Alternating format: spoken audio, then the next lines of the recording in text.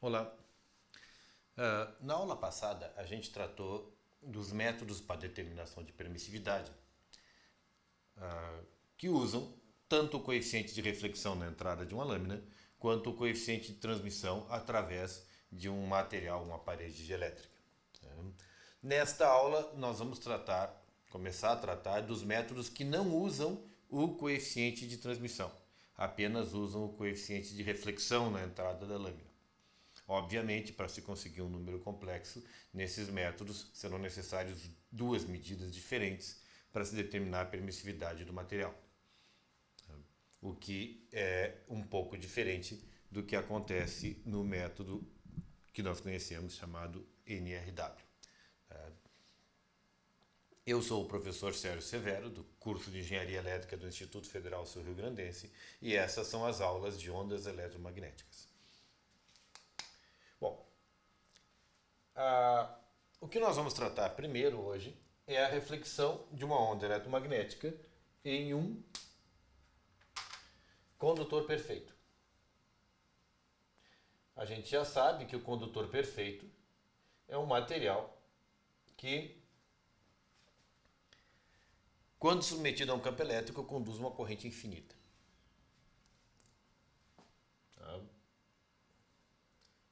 O que acontece? A nossa onda incide no material e reflete de volta.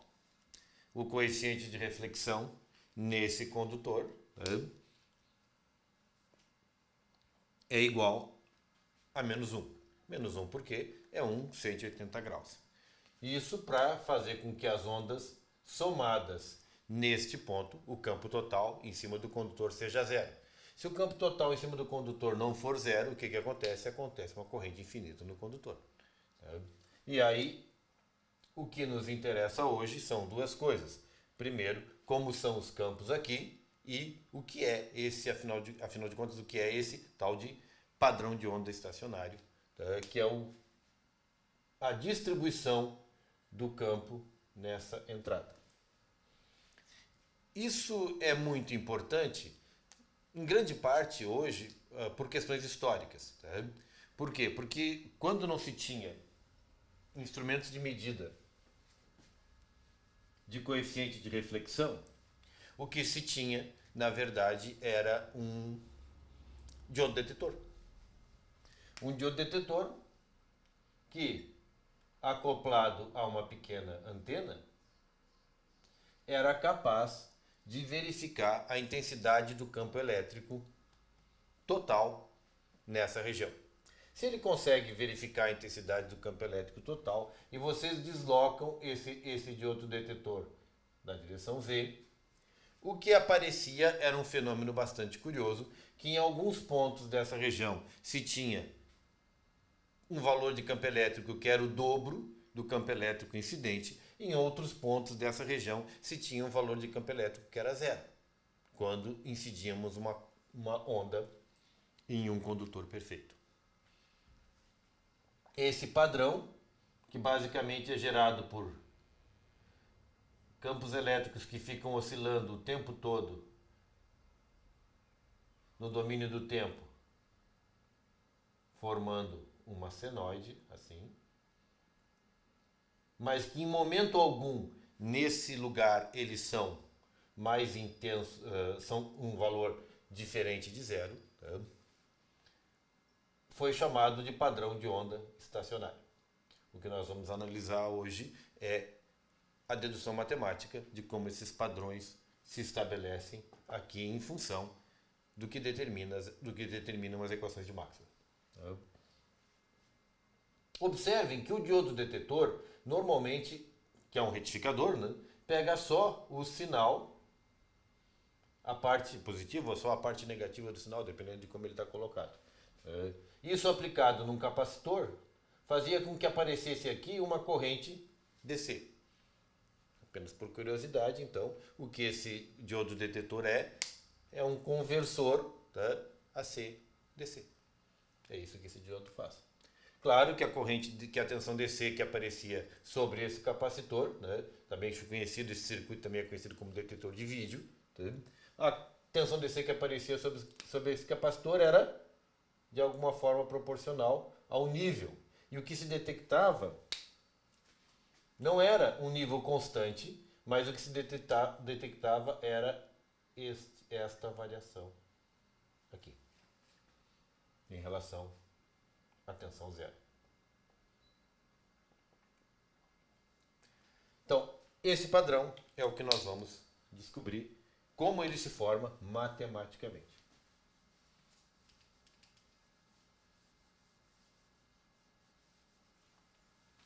Bom, a gente sabe que essa onda eletromagnética que incide nesse nosso condutor perfeito, neste lado de cá, tá? Ela, obviamente, precisa ser a soma de duas ondas. Uma onda incidente e uma onda refletida.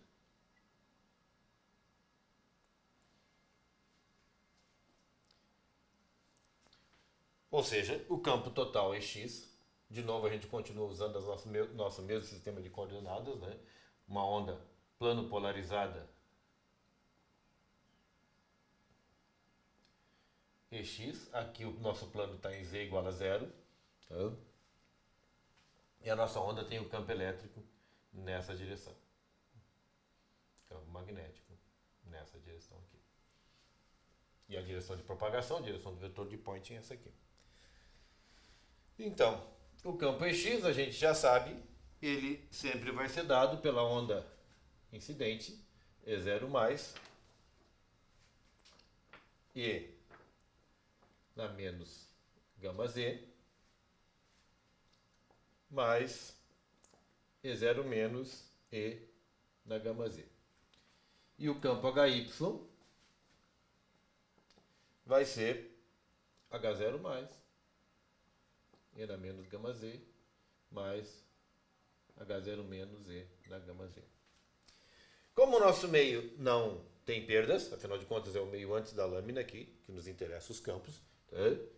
Como o nosso meio não tem perdas, a gente sabe que gama é igual a J beta e é igual a J ômega raiz de mi epsilon. Onde mi pelo menos é mi zero. Epsilon poderia ser qualquer outro valor para essa análise. Não teria problema nenhum.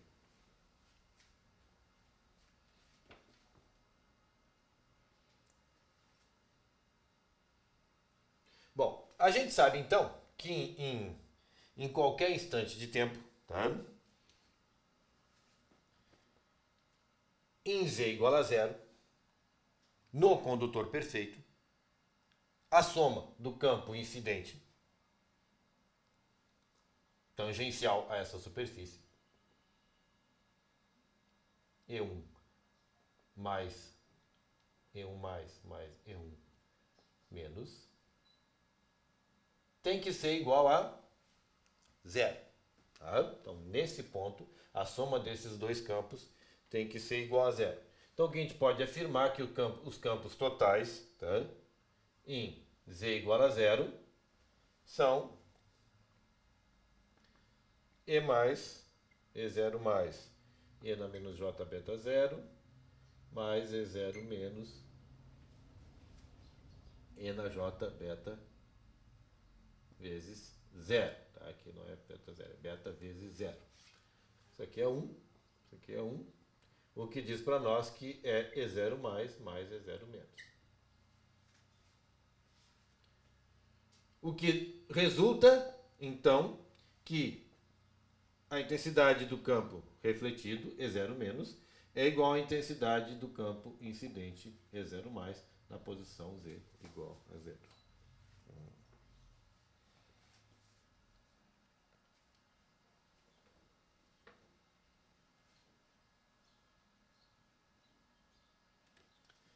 A gente pode escrever as equações de onda, né, as soluções da equação da onda, né, como sendo Ex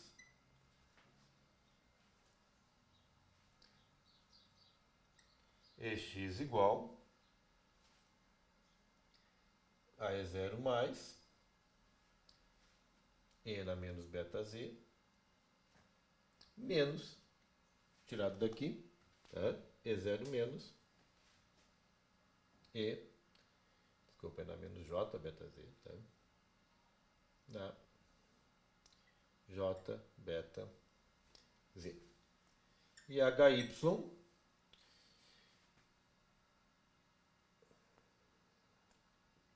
H0 mais E na menos beta Z mais H0 menos E na beta Z.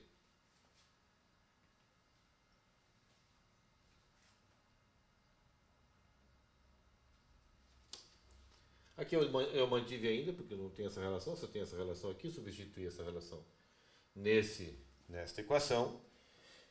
Como a gente sabe que a impedância intrínseca do nosso meio vai ser igual ao valor de E0 mais sobre H0 mais e também igual ao valor de E0 menos sobre H0 menos negativo, tá?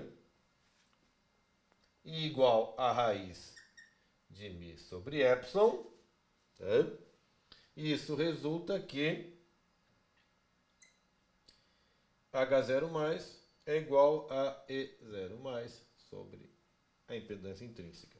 Tá? E H0 menos é igual a menos E0 menos sobre a impedância intrínseca. Tá? Mas como E0 mais é menos E0 menos, H0 menos é E0 mais sobre a impedância intrínseca. Tá?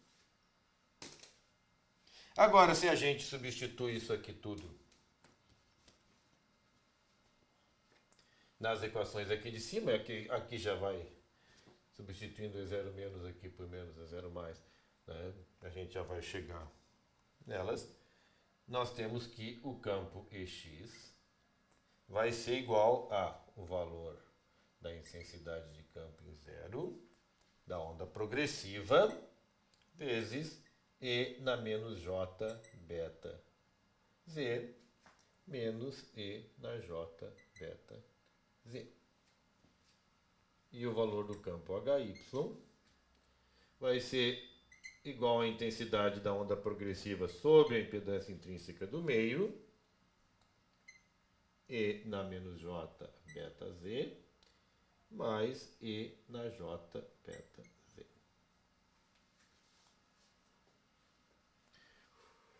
Se nós passarmos, usando a identidade de Euler, né, E na menos J beta Z e E na J beta Z, isso resulta que isto aqui é, vamos fazer umas chaves aqui assim,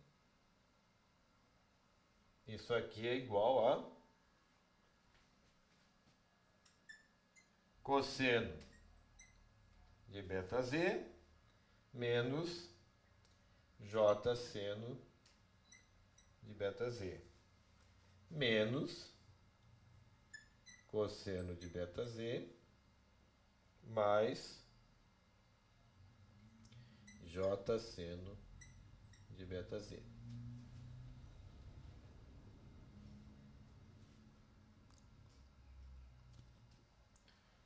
Com esse menos aqui na frente, a gente vai simplificar os cossenos e vai sobrar que o campo EX vai ser igual a menos 2J E0 mais seno de beta Z. Fazendo a mesma coisa aqui, só prestando atenção que o sinal é positivo, a gente resulta nesta situação em HY igual a 2 E0 mais sobre a impedância intrínseca cosseno de beta Z.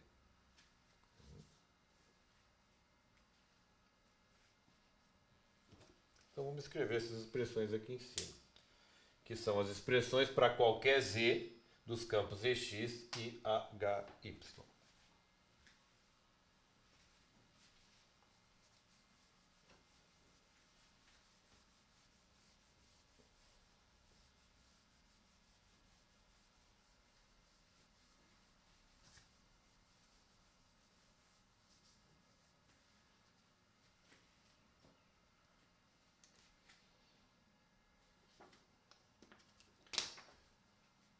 EX é igual a menos 2J E0 mais EX é menos 2J E0 mais seno de beta Z. E HY é 2 E0 mais sobre eta cosseno de beta Z. Só para nós lembrar, a expressão no domínio do tempo de uma onda progressiva simples, a parte real de EX de uma onda progressiva, era o módulo de E0 mais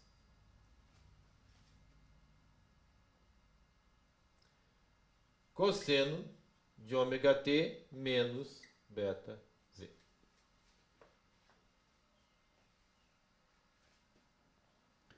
E esse aqui, a gente sabe que E0 mais é o módulo de E0 mais e na j ômega t, tá? É o produto dessa onda por esse cosseno ao longo do espaço do eixo z. Ora, o que esse produto nos mostra? Que enquanto esse fasor oscila, ele está sendo multiplicado por um número que, dependendo de z, ou é zero, ou, no máximo, é 1.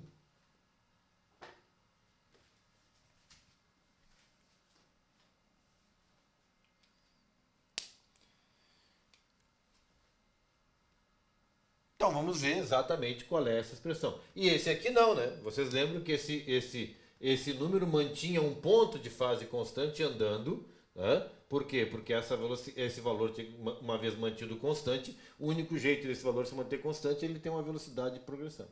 Aqui não, aqui nós estamos falando de uma onda que ela não tem essa progressão.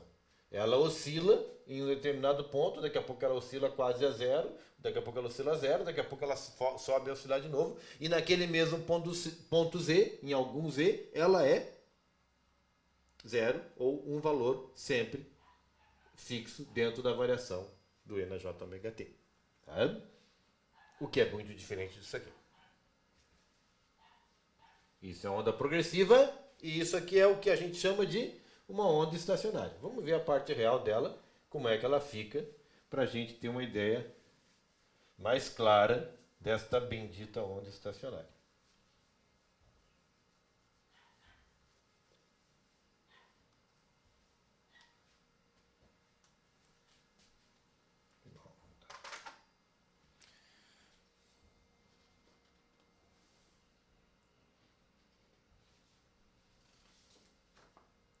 Então, se a gente pegar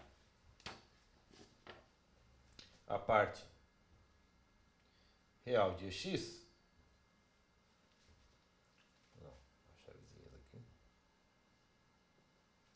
ela vai ser igual ao valor de x em função do espaço e do tempo, tá? Vai ser a parte real de menos 2j módulo de E0 mais E na j ômega t, que é o nosso fasor, seno de beta z.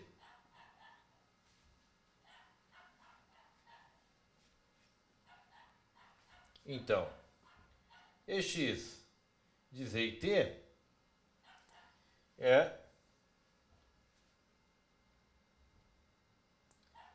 igual a menos 2 módulo de E0 mais, que já é a parte real, vezes a parte real de J cosseno de ômega t mais J seno de ômega t multiplicado pelo seno de beta z.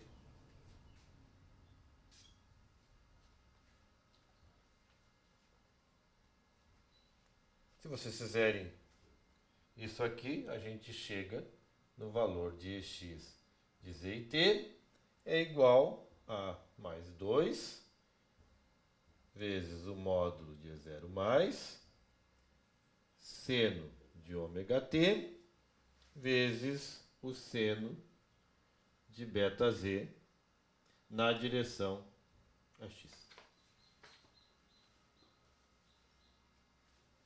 E para o campo magnético, é só pegar a equação aqui do campo magnético e nós chegamos que o campo HY em função de z e t é igual a 2 módulo de E0 mais sobre eta cosseno de ômega t vezes o cosseno de beta z na direção a y.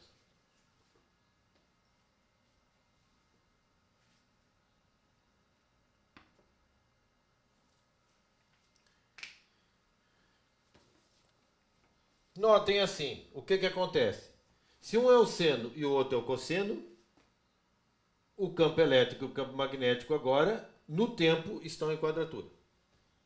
Tá? Quando um é máximo, o outro é mínimo. Quando um é mínimo, o outro é máximo. Tá?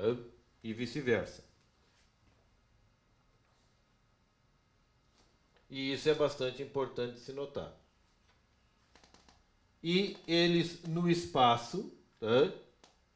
A mesma coisa. Então, em alguma posição do espaço, tá? A gente tem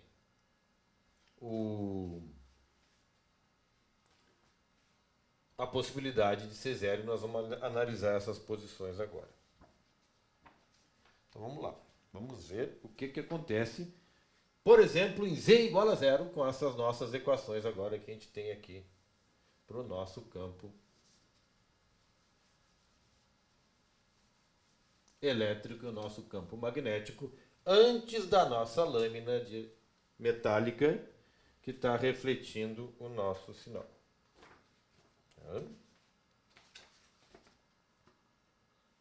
Então, antes da lâmina metálica, nossa situação é a seguinte. Vamos lá em z igual a zero, ou seja, exatamente sobre a superfície metálica. Em z igual a zero, o campo EX de 0 e t vai ser igual a 2 vezes módulo de E0 mais, né? Módulo de E0 mais pode ser 1, né? Intensidade, né?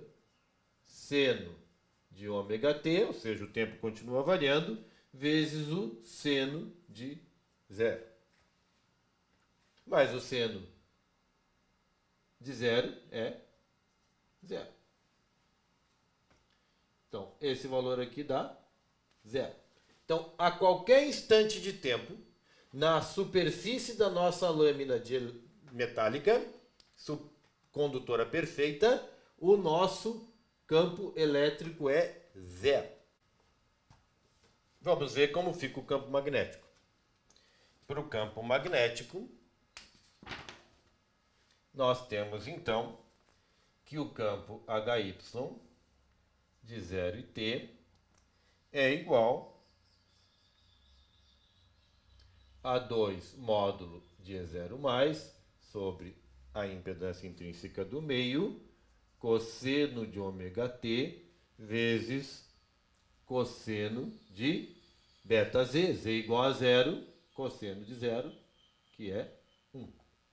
O que resulta para nós que o campo magnético vai ser dado por 2 módulo de E0 mais sobre eta vezes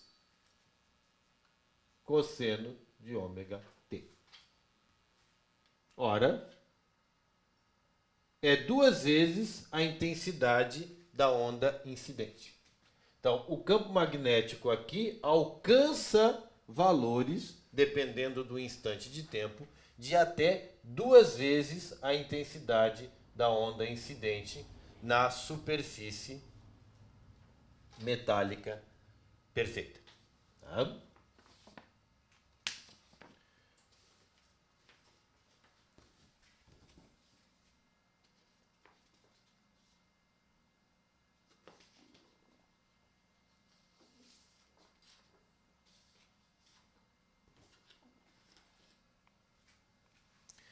Bom, isso aqui vocês podem utilizar o software que foi passado para vocês para verificar esse comportamento, né? Na guia Metalback, que é a guia que mostra para nós lá, que vocês vão conseguir reconhecer esses campos variando exatamente em cima da lâmina sem dificuldade. Mas o que acontece antes da lâmina? Então vamos pegar alguns pontos característicos. Vamos pegar um ponto onde a nossa onda incidente está exatamente igual a lambda sobre 4. Ou seja, 1/4 do comprimento de onda dela no espaço antes da lâmina metálica. A gente sabe, então vamos botar em Z igual a, vamos apagar isso aqui.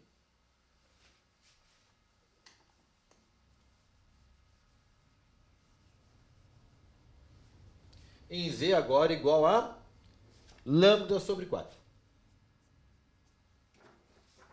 Em Z igual a lambda sobre 4, a gente sabe que beta é 2π sobre lambda, do meio que a onda está inserida. Então, o campo EX de lambda sobre 4 T vai ser igual a 2 módulo de E0 mais seno de ômega t seno de beta z de 2π sobre lambda vezes o comprimento z, que é lambda sobre 4. Simplificamos o lambda, isso aqui passa, desculpa, para 2.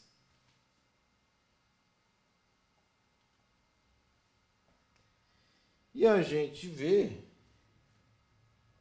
que o seno de π sobre 2 é 1. E aí, nesse caso,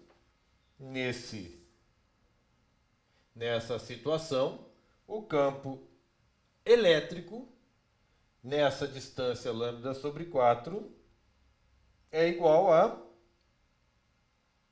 2 vezes o módulo de E0 mais seno de ômega t. Ou seja, como o seno de ômega t vai de 0 a 1, ou de menos 1 a mais 1, o que acontece? Que nesse ponto aqui, nós temos um valor máximo para o campo elétrico. E ele é exatamente o dobro do valor da onda incidente. O campo magnético, por sua vez, em lambda sobre 4, vai ser igual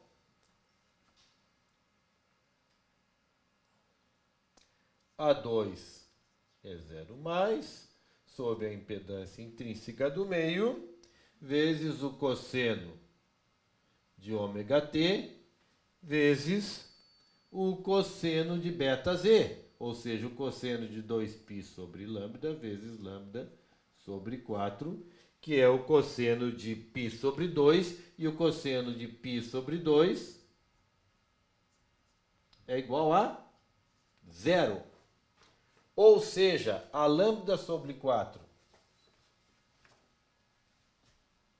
da parede, o campo magnético HY é igual a 0. Aqui ele era máximo, aqui ele é 0. A gente pode desenhar isso aqui assim, isso aqui para o campo magnético. Tá? A gente pode desenhar isso aqui assim, tá?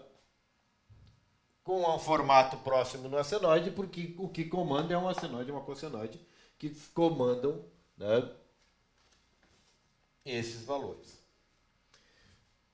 Vamos ver agora, finalmente, o que acontece em Z igual a lambda sobre 2. Em lambda sobre 2, tá? O campo EX de lambda sobre 2t vai ser igual Né? Vocês podem fazer as contas com as mesmas equações e vão descobrir que ele é igual a 2 módulo de E0 mais seno de ômega t vezes o seno de beta z. Mais beta é 2π sobre lambda, é o seno de 2π sobre lambda, vezes lambda sobre 2. Simplifico 2, tá? Isso aqui fica o seno de π. E ocorre que o seno de π é 0. Então, nós temos um valor que varia de menos 1 a mais 1, o seno de ômega t, multiplicado por 2 vezes a intensidade do campo elétrico da onda incidente. Isso significa para nós que se a gente tiver aqui em lambda sobre 2, o valor do campo elétrico é novamente 0. Vamos desenhar o campo elétrico em preto aqui, que senão... Tá? Então aqui o valor do campo elétrico era 0 e ficou máximo. O campo magnético era máximo e ficou 0. Esse aqui é o campo elétrico, então aqui assim, vamos botar assim. E agora, novamente, a lambda sobre 2, o campo elétrico retorna ao valor 0. Isso, gente, está nos mostrando... e o campo magnético, só para nós concluir o serviço aqui, o campo magnético, HY de lambda sobre 2t, vai ser igual a 2 módulo de E0 mais sobre a impedância intrínseca do meio, cosseno de ômega t, vezes o cosseno de 2π sobre lambda, vezes lambda sobre 2, que é o valor de z. Ou seja, o cosseno de π, que resulta agora, que é menos 1, que resulta que o nosso campo é menos 2 módulo de E0 mais sobre eta cosseno de ômega t. Então, notem agora que o nosso campo magnético volta novamente a ter um valor máximo, só que defasado do que está aqui. Se vocês continuarem com o campo elétrico, vocês vão notar que o campo elétrico faz a mesma coisa. A coisa mais importante é que a impedância vista exatamente em Z igual a 0, que é um curto-circuito para o nosso campo elétrico, a impedância vista é 0. O coeficiente de reflexão é menos 1. Então, aqui, gama é menos 1. E a impedância, vamos chamar assim, a impedância Z in, vai ser igual a 0. Para dar um coeficiente de reflexão menos 1. A impedância vista nesse ponto e o coeficiente de reflexão nesse ponto aqui vai ser exatamente o mesmo. Ou seja, a gente tem um coeficiente de reflexão a uma determinada distância da nossa parede condutora, e esse coeficiente de reflexão a essa distância da parede condutora é o mesmo coeficiente de reflexão. Ou seja, a partir em múltiplos de lambda sobre 2 ou em múltiplos de lambda sobre 4, distanciados lambda sobre 2 uns dos outros, nós temos a repetição do sinal que está nessa ponta na nossa onda estacionária. Tá? Então, é isso a nossa aula de hoje. A próxima aula nós iremos tratar do padrão de onda estacionária, né, na frente de não de uma lâmina condutora perfeita, mas na frente de um dielétrico. Tá? Até mais.